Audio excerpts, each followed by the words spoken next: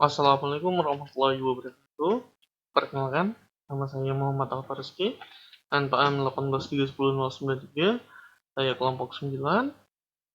Di sini saya bertujuan untuk membuat video ini sebagai tugas dari Laboratorium Anatomi Fakultas Kedokteran Universitas Malayati. Di sini saya masih di bangku semester 4 di blok Urogenital System. Nah, di sini saya buat video ini hanya sekedar sharing karena saya juga masih belajar ya.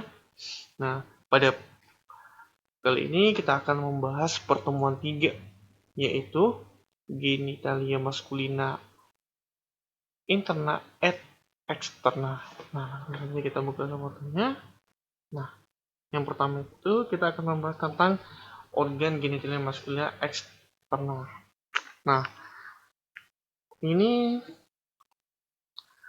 genitalia laki-laki digolongkan berdasarkan organ genitalia maskulina externa dan interna. Nah, pada organ genitalia maskulina externa itu terdiri dari ada namanya penis, uretra maskulina, dan skrotum. Nah, sedangkan genitalia externa adalah organ-organ seksual. Penis berguna untuk hubungan seksual. Nah, sedangkan uretra itu dijelaskan dalam sistem urinarium.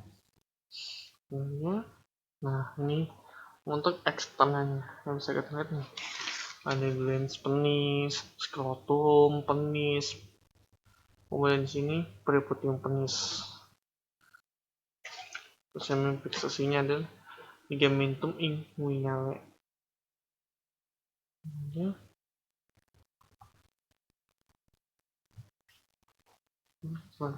Nah, pada gambar ini kita sudah mempelajari ya pada sistem untuk perkemihan itu ada namanya dari ginjal, pelvis renalis, ureter, dan VU, vesika urinaria. Nah, pada kali ini kita akan membahas tentang organ urogenital maskulina. Nah, ini kita lihat dari mana sih? Nah, kita lihat dari sisi kanan. Nah, organ genital maskulin interna itu terdiri dari apa saja di sini? Nah, di sini itu ada namanya testis. Kemudian ada namanya epididymis, kemudian ductus deferens di bagian sini ataupun salurannya. Kemudian ada funiculus spermaticus. Kemudian ada juga kelenjar prostat, vesicula seminalis, sama kelenjar Cowper ataupun biasa disebut glandula bulbo-uretralis. Nah, pada testis dan epididymis termasuk dalam genitalia interna karena selama perkembangan keduanya direlokasi dari rongga intraabdominal ke dalam skrotum bersama-sama dengan lapisan peritoneal. Nah, yaitu membentuk cavitas serosa croti. Nah, pada genitalia interna adalah organ-organ reproduktif dan berperan pada reproduksi, maturasi, dan transport spermatozoa dan produksi cairan seminalis. Nah, testis juga ternyata dia itu menghasilkan hormon seks laki-laki yaitu testosteron. Nah, lanjut. Nah, di sini kita lihat perkembangan organ genitalia maskulina eksterna. Dari perkembangan tersebut kita bisa lihat ya. Nah, pada gambar ini di atas ke bawah, kemudian ini terakhir ini. Nah, genitalia eksterna berkembang dari bagian caudal sinus urogenitalis. Nah, sinus urogenitalis ini berkembang dari cloaca hypnoid menjadi vesika urinaria dan bagian-bagian uretra. Nah, memberikan kontribusi adalah ectoderm dan jaringan ikat di bawahnya itu adalah mesenchyme. Nah, kemudian bagian pertama perkembangan genitalia eksterna adalah identik pada kedua jenis kelamin, yaitu gonad inferens. Kemudian dinding anteriornya itu sinus urogenitalis melekuk ke dalam untuk membentuk urethral groove yang dibatasi pada kedua sisi oleh urethral fossa. Nah, kemudian di sini pada laki-laki tuberkel genitali berkembang menjadi penis ataupun korpora kepernosa akibat pengaruh testosteron, hormon seks laki-laki yang dihasilkan oleh si testis. Nah, kemudian di sini pada prostatika dan pars membranaknya uretra ini sebelah proksimal berasal dari sinus urogenitalis. Nah, labius scrotal force membesar dan bersatu membentuk skrotum. Nah, dari sini ini lipatan labius scrotal menjadi skrotum. Nah, oke, jadi skrotum. Sedangkan si tuberculum genital ataupun area glans ini akan menjadi glans penis. Nah, untuk pada kasus di sini tuh biasa terjadi ada yang namanya hipospadia dan epispadia. Bagaimana sih cara membedakan hipospadia dan epispadia? Nah, untuk hipospadia sendiri itu uretranya itu keluar pada sisi inferior di antara skrotum dan glans matnya itu di bawah dia. Biasanya kan di ujung itu biasanya itu di ostium uretranya itu eksternumnya itu di tengah. Tetapi kalau pada kasus hipospadia itu di bawah. Sedangkan epispadia itu di bagian atasnya. Misalnya nih, ini tangan nih.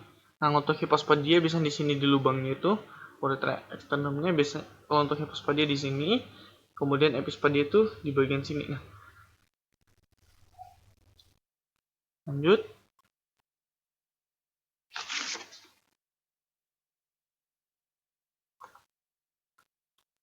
Untuk perkembangan organel genital maskulin interna ini, yang di sini kita tahu saja, di sini perbedaan ductus Mullerian dan anti Mullerian. Nah, dia akan menjadi apa? Di sini ada klinisnya, itu bisa dibaca sendiri. Ada cryptodismus. Nah, kemudian di sini kita akan membahas penis. Nah, kita bahas satu-satu di gambarnya. Nah, kita agak perkecil dulu.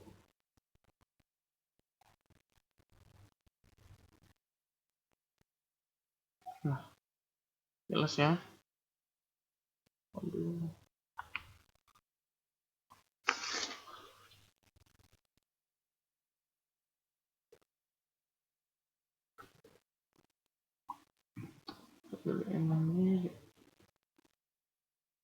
Nah, ini sudah jelas ya. Nah, di sini kita akan membahas tentang nanti namanya vesika urinaria, prostata, dan penis dengan korpus cavernosum yang dibuka. Nah, kita lihat ini posisinya dari mana sih? Kita lihat dari ventral ataupun bagian dari depan. Nah, vesika urinaria dan uretranya itu dibuka pada gambar yang ini. Nah, kemudian ini kita lihat dari dorsal ataupun belakang pada gambar yang ini. Nah, pada keadaan flasid, penis biasanya memiliki panjangnya itu sekitar 10 cm dan terbagi menjadi ada yang namanya korpus penis. Ini korpus penis, kemudian ada namanya glans penis di bagian bawah. Yang ini, kemudian ada namanya radix penis. Nah, penis ternyata terdiri dari pasangan corpora cavernosa. Nih, pasangan corpus cavernosa penisnya dia ada dua. Nah, dipisahkan oleh siapa sih? Nah, dia itu dipisahkan oleh siapa? Dipisahkan oleh si septum penis. Nah, komponen lainnya adalah corpus spongiosum. Nah, spongiosum ini yang mengelilingi si uretra. Nah, jika dilepas sini kelihatanlah selubung si uretra ini, selubung si uretra. Nah, di bagian proksimal itu adalah ada crura penis. Nah, corpora cavernosa ini menempel pada apa? Pada rami pubik inferior. Nah, bagian proksimal dan distal spongiosum ini masing-masing berdilatasi untuk membentuk bulbus dan gland penis. Nah, Jika proksimal dari korpus pengiosum adalah si bulbus penis, sedangkan distal dari korpus pengiosum adalah si glans penis.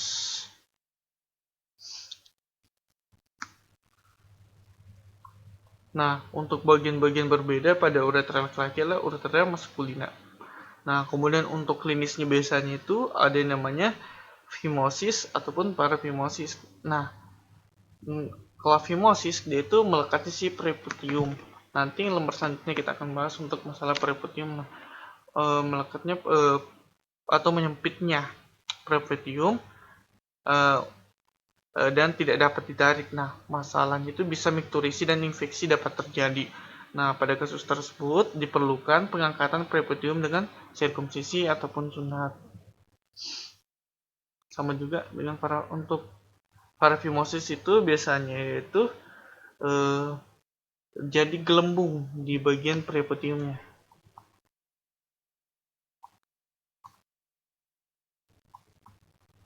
Nah, lanjut. Nah, di bagian sini itu untuk strukturnya sendiri tuh untuk si vesicoroner sudah kita bahas ya.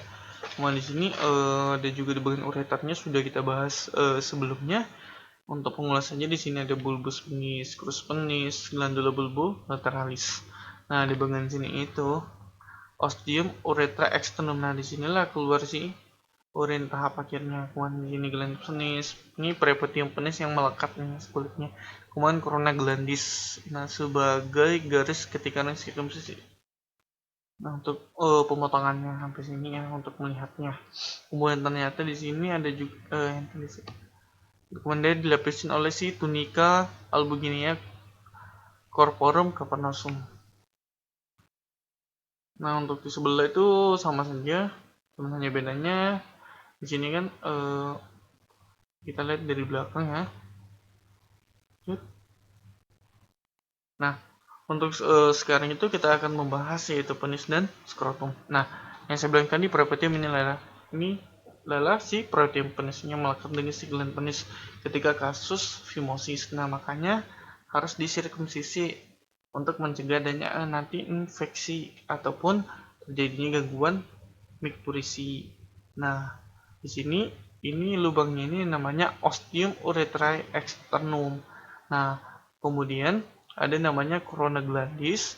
Kemudian di sini ada namanya fascia penis. Kemudian di sini ada fascia penis superficialis. Nah, pada glans penis dan preputium penis ini kita lihat dari sisi apa sih? Kita lihat dari sisi dekstra ataupun kanan. Nah, ujung distal penis membesar untuk membentuk siapa? Membentuk glans penis dan memperlihatkan rigi ataupun nih rigi corona glandis pada dasarnya. Nah, pada keadaan flaccid glans penis itu ditutup oleh siapa? Si preputium penis. Nah, pada sisi bawahnya itu ternyata si preputium ini dibungkam oleh ada namanya ligamentum kecil, yaitu frenulum preputii. Nah, untuk gambar selanjutnya itu kita bahas skrotum. Nah, kita lihat dari ventral, dari depan skrotum dibuka dan penis dipotong di bagian depan. Nah, si radix penis ini menempel pada dinding tubuh anterior melalui siapa sih ligamentum fundiformis penis superficial dan ligamentum suspensorium penis. Nah, bagian dalam skrotum ini ternyata ada pemisahnya. Dibagi oleh si siapa? Si septum skroti. Nah, ini kan ada dua nih untuk skrotumnya nih. Nah, kemudian di sini testis dan funiculus spermaticus memiliki penutup sebagai berikut. Nah, ada namanya kulit skrotum, tunica nertos, ataupun biasa disebut lapisan subkutan dengan otot polos. Kemudian ada fascia externa. Kemudian ada namanya di sini musculus cremaster. Nah, di dalam musculus cremaster ini ternyata banyak juga ya. Ada ductus efferens berarti ada arteri dan vena. Nah, Selain arteri dan vena, ternyata ada juga ada flexus. Namanya flexus piriformis. Nah, untuk lapisan si skrotum sendiri itu yang dari dalam itu ada namanya lamina visceralis, kemudian lamina parietalis, kemudian fascia spermatica interna, kemudian di sini ada ototnya musculus cremaster, kemudian ada namanya yang terakhir adalah fascia spermatica externa. Nah, kemudian di bagian sini nih tanda kutis, kemudian referensi skroti.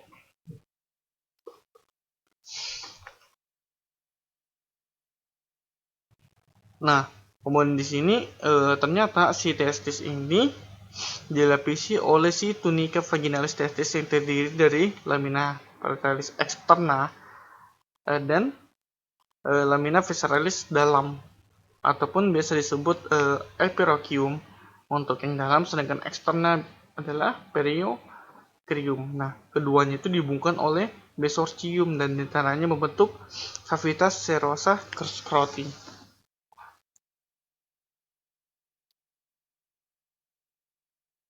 Nah, lanjut di sini testis dan epididymis. Nah, membahas testis dan epididymis kita lihat dari sisi dekstra ya. Nah, testis itu berbentuknya seperti telur dan berukuran itu sekitar 24 kali 3 cm. Nah, untuk beratnya itu sekitar 20 sampai 30 gram. Nah, nih testis. Nah, kemudian di sini ternyata si testis ini memiliki ada yang namanya volus superior dan volus inferior. Nah, kemudian di sini letak si epididymis itu berdekatan dengan sisi superior dan dorsal testis dan menempel testis melalui apa? Ligamen superior dan inferior. Nah, ligamentum epididymis superior dan inferior. Nah, untuk kita membahas di sini ada namanya epididymis. Nah, epididymis ini dia itu terbagi ada yang namanya kaput epididymis, kemudian korpus epididymis sama cauda epididymis. Nah, sama yang tadi kita bahas untuk lapisannya itu ada lamina parietalis, ada juga yang lain. Nah, kemudian di sini ada namanya appendix epididymis, kemudian appendix testis. Nah, di sini ada namanya margo anterior dan margo posterior. Kemudian di sini ekstremitas inferior.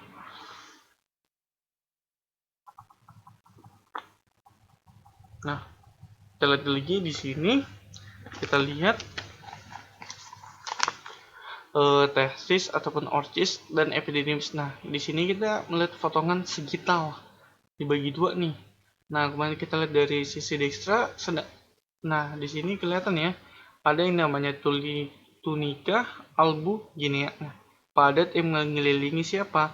Mengelilingi testis, memberikan apa? Septa ke dalam parenkim testis dan membagi parenkim menjadi, ternyata banyak di sini parenkimnya.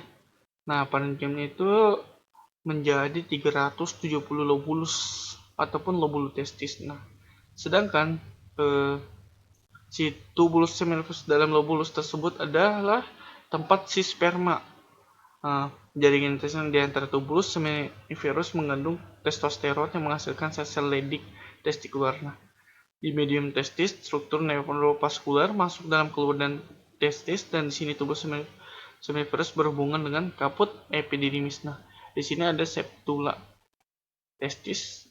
Nah, misalkan ini, kemudian di sini ada lobulus testis. Nah, untuk di sini ada kaput epididymis tadi kita lihatnya. Ada medium testis, kemudian ada cauda, dan di sini ada funiculus spermaticus. Nah, membahas gambar selanjutnya. Nah, kita akan membahas tentang testis dan epididymis lagi ya. Masih di lingkaran itu kita lihat masih dari sisi kanan. Nah, testis ternyata dihubungkan oleh siapa? Nah, dihubungkan oleh si kaput epididymis nih. Nih kaput nih, melalui saluran kecil yang disebut yang namanya ductuli efferent testis. Kalau untuk sendiri itu ductus efferent testis. Kalau untuk jamak berarti ductuli deferens testis. Nah, epididymis sendiri ini panjang terdiri saluran yang melingkar-lingkar ini, panjangnya itu 6 meter yang berlanjut vas deferens ductus deferens pada bagian akhir. Nah, biasanya itu panjangnya itu 6 cm. Nah, jika dipanjangin itu bisa memanjang sampai 6 meter. Nah, kemudian epididymis dengan panjang 35 sampai 40 cm dengan ketebalan 3 cm. Kemudian vas deferens terletak di dalam funiculus spermaticus.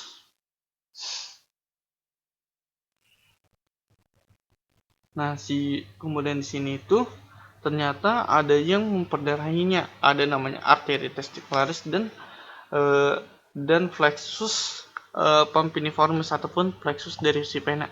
Nah, di sini kita lihat nih ada tunikal begini ya. Kemudian di sini yang tadi lobuli testis, kemudian septula testis. Nah, kemudian lanjut di sini kita melihat di sini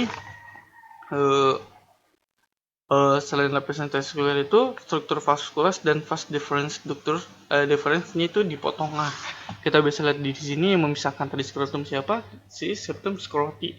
Kemudian di sini ada yang memperdiri adalah arteri testicularis, kemudian ductus deferens, kemudian ada ototnya, musculus cremaster, kemudian di sini fascia spermatica interna, fascia crematorica, fascia spermatica externa, kemudian tunica dartos yang bagian luarnya. Dan itu ternyata ada namanya cavitas serosa scroti. Nah, untuk membahas ini sudah dibahas ya sebelumnya pada pertemuan 2 kemarin. Nah, untuk ini sudah.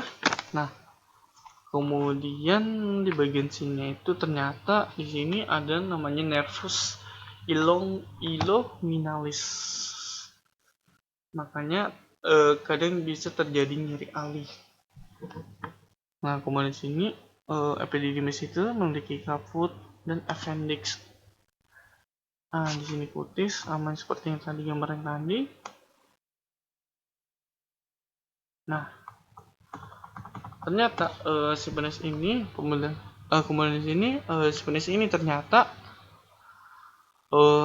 difiksasi oleh ada 2 ligamentum, yaitu ligamentum fundiform penis sama ligamentum suspensium penis. Nah, kalau untuk memperdarahannya sangat banyak ya. Di sini yang ini ada namanya arteri dorsalis, kemudian nervus dorsalis penis dorsalia profunda penis.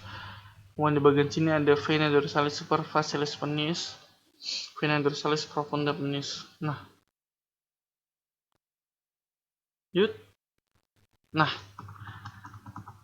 kemudian di sini potongan bintang pada tingkat korpus penis kita lihatnya dari ventral. Nah, di sini ternyata yang tersiram itu dipisahkan oleh si septum, ternyata dilapisin oleh siapa sih? Tunica albuginea corpus cavernosum. Nah, di bagian luarnya ini lagi ada yang namanya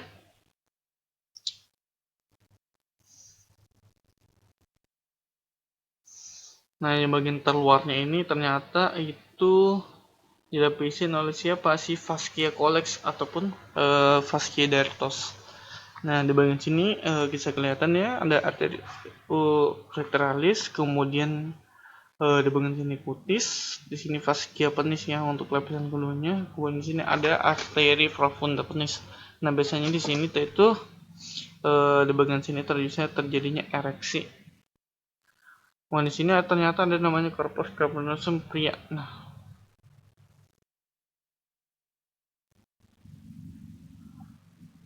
lanjut. Nah, sekarang kita membahas tentang perdarahan. Nah, untuk perdarahan sendiri itu ada vena dan arteri. Nah, kita bahas satu-satu ya. Nah, untuk vena sendiri itu, untuk kiri itu adalah dari vena cava inferior ke vena renalis sinistra, kemudian vena testicularis sinistra, baru ke flexus pemphidiformis. Sedangkan kalau yang kanan berbeda, yaitu dari vena cava inferior langsung dia ke vena testicularis dextra, baru ke flexus pemphidiformis. Nah, kalau untuk si arteri sendiri itu dari asalnya yang paling puncaknya itu adalah aorta abdominalis. Nah, kemudian terbagi menjadi dua, ada yang ke arteri testicularis, nah untuk testis dan epididymis. Sedangkan ke arteri iliaca communis, kemudian arteri iliaca interna. Nah, kemudian terbagi menjadi dua lagi, menjadi arteri vesikalis inferior dan arteri umbilicalis. Nah, untuk arteri vesikalis inferior ini ternyata untuk kelenjar seks. Nah, kemudian arteri iliaca interna menuju ke arteri umbilicalis, kemudian menuju lagi ke arteri ductus deferens ataupun pars deferens. Nah, untuk homolognya itu sendiri, homolog itu persamaan. Nah, untuk testis itu hampir sama dengan ovarium, sedangkan skrotum adalah labia major, kemudian glans penis adalah glans clitoridis, kemudian glandula bulboretera sama dengan glandula vestibularis major, kemudian corpus spongiosum adalah labia major, kemudian preputium penis itu preputium clitoridis. Nah, untuk cairannya itu sendiri pada di glandula vesiculosa itu 70% mengandung fruktosa, sedangkan untuk prostata itu 30% asam sitrat.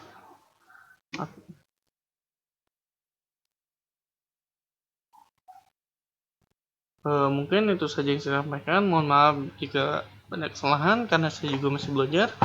Di sini saya hanya sekedar sharing. Baiklah, saya tutup. Wabillahi taufiq wal hidayah. Wassalamualaikum warahmatullahi wabarakatuh.